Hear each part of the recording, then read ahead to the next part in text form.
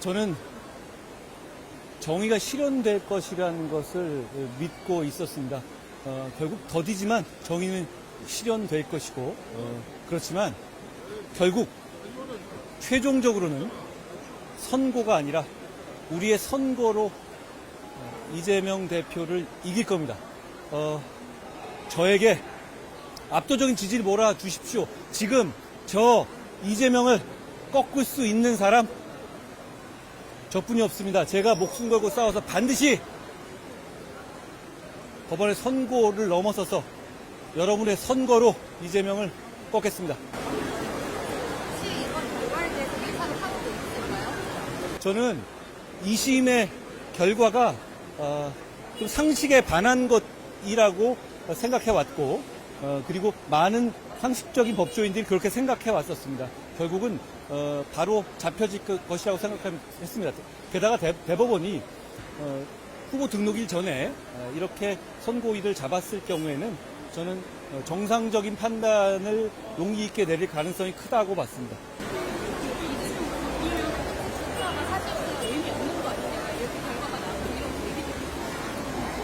자, 아직 이재명 대표는 집요한 사람입니다. 이재명 대표는 포기하지 않을 것이 분명합니다. 그러면 우리가 범죄자 대통령을 만들지 않기 위해서는 반드시 이길 수 있는 후보가 나서서 최선을 다해서 싸워야 합니다. 제가 이재명 후보를 압도적으로 꺾겠습니다. 그럴 수 있는 상황이고, 많은 국민들께서 실망하시고 절망하시는 시간이 있었지만 그 시간은 이제 지나갔습니다. 이제 법원은 법원의 할 일을 했고, 우리가 우리의 할 일을 해야 될 때입니다. 제가 이재명을 꺾겠습니다. 결국에는 파기환 소심 선고도 앞둬야 하고, 그리고 그 형량도 중요하지 않습니까? 그 형량과 그 선고 시점은 언제쯤으로 예상을 하고? 일단 100만 원만 넘으면 되는 것이거든요. 그런데 집행유예가 난 판결입니다. 그러면 100만 원 아래로 법원이 선고할 가능성은 저는 없다고 봅니다. 그리고 대법원이 전원 합의체 판결로 유죄 취지로 판단한 이상 그 판단에 하급심은 기속됩니다. 결국 이재명 대표는 당선 무효에 해당하는 형을 선고받고 확정될 수밖에 없습니다. 물론 이재명 대표의 그간 살아온 인생이나 정치 과정을 볼 때 그로 인한 사회적인 혼란 같은 것은 아랑곳하지 않고 그대로 출마를 강행할 가능성이 높습니다. 그렇기 때문에 결국 정의를 최종적으로 실현하는 것은 6월 3일 선거에 달려 있습니다. 저는 우리 국민의힘을 지지하시고 그리고 상식적인 생각을 가지신 분들께 이렇게 여쭤보고 싶습니다. 지금 이 상황에서 저렇게 막무가내로 돌진하는 범죄 혐의자를 막을 수 있는 것이 누군지 여러분, 제가 몸바쳐서 막겠습니다. 다른 분들 훌륭하시지만 김문수 후보나 한덕수 총리 같은 분들 훌륭하시지만 지금 이 상황에서 이재명을 막을 수 있는 분들은 아닙니다. 제가 앞장서서 목숨 걸고 막겠습니다. 방금 한덕수 총리 이름을 거론하셔서 그런데요. 한덕수 총리가 지금 사퇴를 했고 이제 출마를 앞둔 것이 아시아되고 있는 상황에서 후보님의 단일화에 대한 기상도 조금씩 바뀌어가야 하지 않을까라는 의견도 있는 것 같아요. 자, 지금은 제가 압도적으로 국민의힘의 후보가 되면 이재명을 이깁니다. 상황이 달라졌지 않습니까? 지금 이재명을 옆에 두고 누가 토론으로 압살하고 누가 저 범죄 혐의들을 까발리고 누가 정의를 선고가 아니라 선고로서 실현할지 자명합니다. 제가 책임감을 가지고 사명감을 가지고 반드시 승리할 수 있는 후보입니다.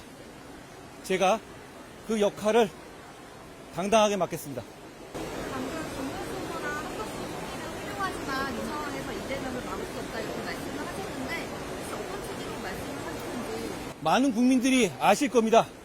이재명 대표가 지금 갖고 있는 막무가내 부분들, 이런 것들은 어떤 그런 점잖음이라든가 조용함으로 해결할 수 있지 않습니다.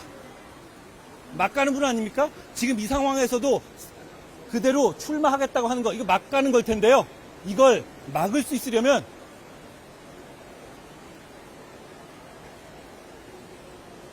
누가 나서야 될지 자명합니다. 게다가 이번 사건 자체는 제가 민주당의 검수완박 시도를 무력하기 위해서 검수원복 시행령을 만들었기 때문에 수사가 가능했던 사안입니다.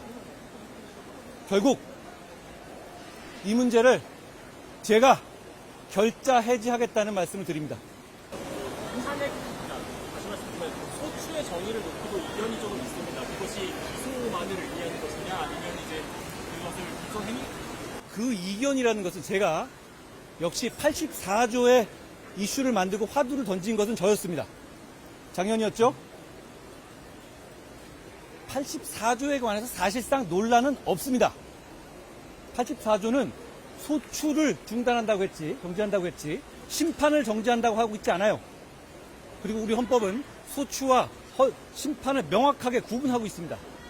그런데 말입니다. 이렇게 대법원이 유죄 취지로 파기환송하고 그 파기환송이 올라오기 전에 대통령이 된다면 그걸로 심판이 중지되고 대통령 노를 계속한다는 게 상식적으로 받아들여질 수 있는 얘기입니까? 그렇지만 이재명 대표는 상식적인 행동을 해오지 않았기 때문에 그렇게 할 것 같습니다. 그렇기 때문에 법원의 선고가 아니라 국민의 선거로 마무리를 해야 합니다. 그걸 제가 하겠다는 말씀을 드립니다. 이재명 대표는 이렇게 얘기할 수도 있어요. 대통령이 되고 난 다음에 그 죄 자체를 민주당의 의석수를 이용해서 아예 죄를 없애버리고 소부표를 붙이고 그 다음에 대통령이니까 거부권에서도 없이 이렇게 밀어붙일 수도 있습니다. 여러분, 끝난 게 아닙니다. 이걸로 끝난 게 아니에요. 결국은 국민의 선거로 정의를 마무리해야 합니다. 제가 그걸 해내겠다는 다짐을 다시 한번 드립니다.